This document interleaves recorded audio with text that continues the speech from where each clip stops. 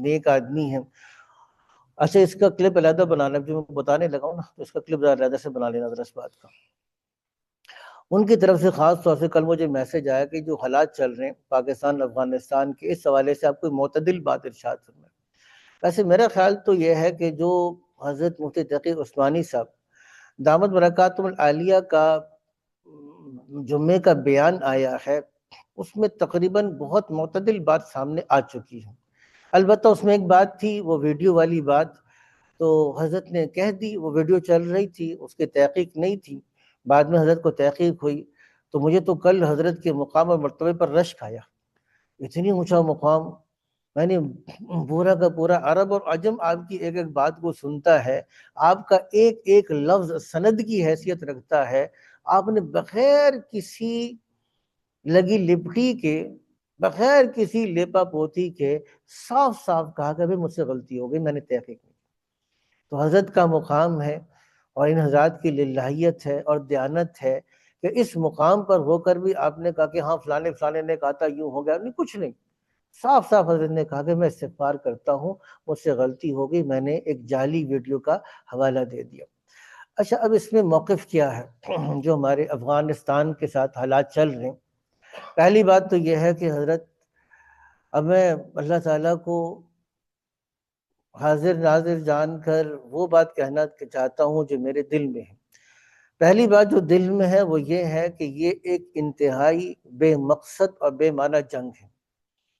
یہ جو جنگ ہے یہ بے مقصد ہے، بے معنی ہے. اس جنگ کا کم از کم اسلام اور مسلمانوں کو کوئی فائدہ نہیں.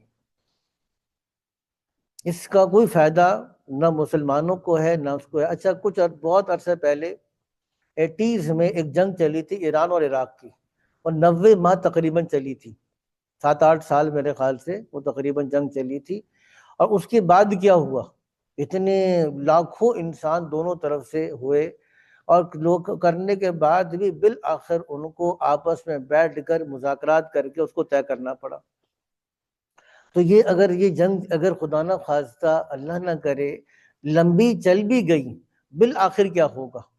دیکھیے افغانستان پاکستان کو فتح کر لے یہ ممکن نہیں ہے، اور پاکستان جا کے افغانستان کو فتح کر لے یہ ممکن نہیں ہے. اتنی بات تو ہر بیوقوف آدمی کو سمجھ میں آتی ہے کہ یہ چیز ہونے والی ہے نہیں.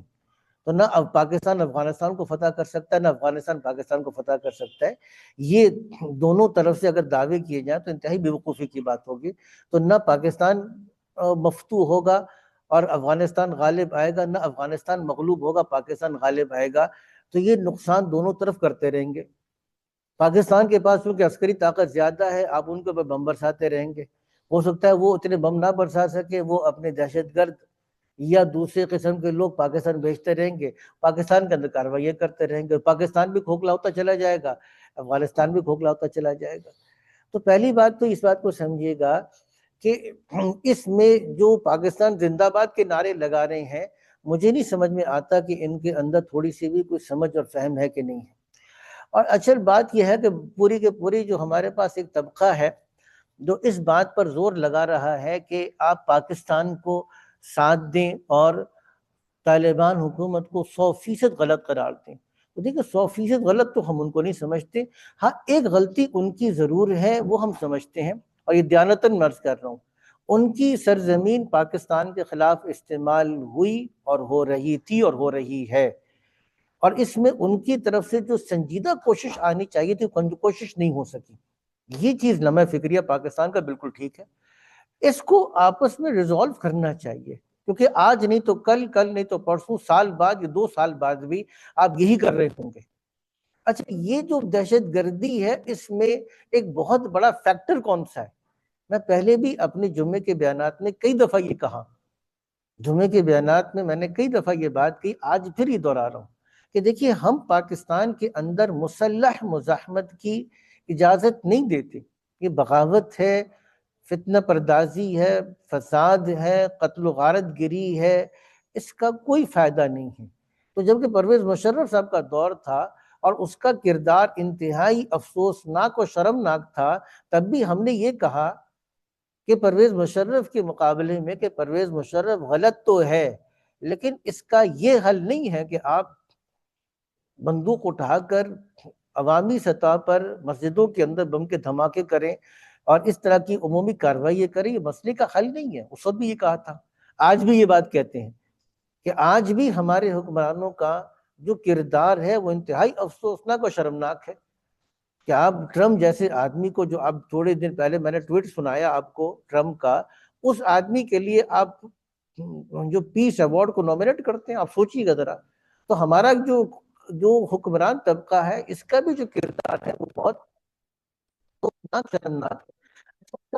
کیا ہو رہا ہے کہ جو ہمارے علماء نیریٹو بناتے ہیں نا کہ مزاحمت نہیں ہونی چاہیے، ہم بار بار کہہ رہے ہیں، ابھی بھی میں نے کہا، یہ نیریٹو کمزور کیوں پڑتا ہے؟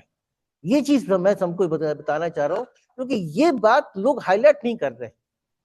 یہ چیز میں چاہتا ہوں کہ آپ حضرات کو سمجھیں اور لوگوں کو سمجھائیں کہ ہمارے علماء کے نیریٹو کو، ہمارے علماء کے بیانیے کو کون سی چیز ہے جو کمزور کر رہی ہے؟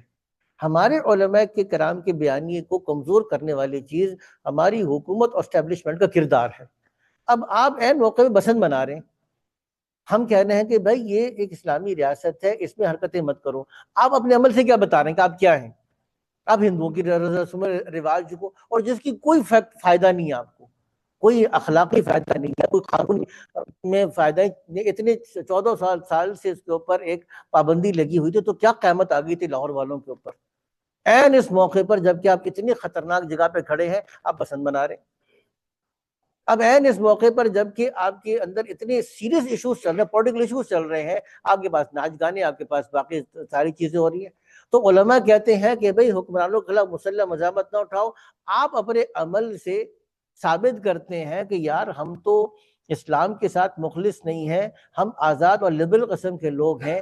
یہ ہمارے حکمرانوں کا کردار کیا ہے؟ یہ ہمارے علماء کرام کے بیانی کو کمزور کر رہا ہے۔ اگر یہ کہیں کہ نہیں ہم اسلام کے ساتھ مخلص ہیں، دیکھو جتنی باتیں ہمیں علماء کرام نے کہی، ہم گریجولی ان کو لے کر آ رہے ہیں۔ آپ اپنی نفاذ شریعت کی پروگریس کو سامنے رکھیں نا۔ اگر آپ اپنے نفاذ شریعت کی پروگریس کو سامنے رکھیں گے تو دوسرے لوگوں کا بیانیہ کیا ہوگا؟ وہ کمزور ہوگا کہ تم کہتے ہو کہ یہ اسلام کے ساتھ مخلص نہیں ہے، وہ تو کر رہے ہیں۔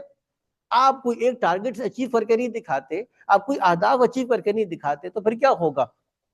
تو یہ بھی تو سمجھے کہ لانگ ٹرم میں کون سی چیز ہے جو آپ کے اپنے بیانیے کو، اپنے نیریٹو کو کمزور کرتی ہے۔ اس بات کو سمجھنے کی ضرورت نہیں ہے۔ بہرحال یہ بات اپنی جگہ پہ درست ہے کہ ہم افغانستان کے طالبان کی اس معاملے میں جو کردار رہا ہے کہ وہ پاکستان میں ہونے والی دہشت گردی کو بند کرنے کی ایک سنجیدہ کوشش کرتے، وہ انہوں نے نہیں کیا، وہ ان کی غلطی ہے۔ لیکن اس کا یہ مطلب لینا کہ طالبان اب یہ گویا کہ وہ یہود اور ہنود کے پٹھو بن چکے ہیں، ان کے نمائندے بن چکے ہیں، اور ان کو فنڈ دیا جا رہا ہے۔ حضرت نے بھی اسی بات سے رجوع بھی کیا کہ نہیں وہ ویڈیو جو تھی وہ درست نہیں تھی۔ تو بہرحال یہ بات جو کہی جا رہی ہے کہ افغانستان ہندوؤں کا اور جو طالبان رجیم ہے ہندو اور یہودیوں کی نمائندہ بن چکی ہے، پٹھو بن چکی ہے، اور ان کے پیسے لے کر یہ سارے کام کر رہی ہے، میرے خیال سے یہ بھی اعتدال سے ایک ہٹی ہوئی بات ہے۔ صحیح بات یہ ہے کہ غلطی دونوں طرف ہے، اور اس کا حل یہ جنگ نہیں ہے۔ It is a meaningless and purposeless war. اس کے بالکل ایک بے مقصد جنگ ہے جس میں پاکستان کا، افغانستان دونوں کا نقصان ہے۔ اسلام اور مسلمانوں کا کوئی فائدہ ہمیں اس میں نظر نہیں آتا۔ تو بس یہ موقف تھا، یہ کرنا چاہ رہے تھے۔ اقول قولی ھذا واستغفر اللہ لی ولسائر المسلمین والمسلمات۔ نمازوں کی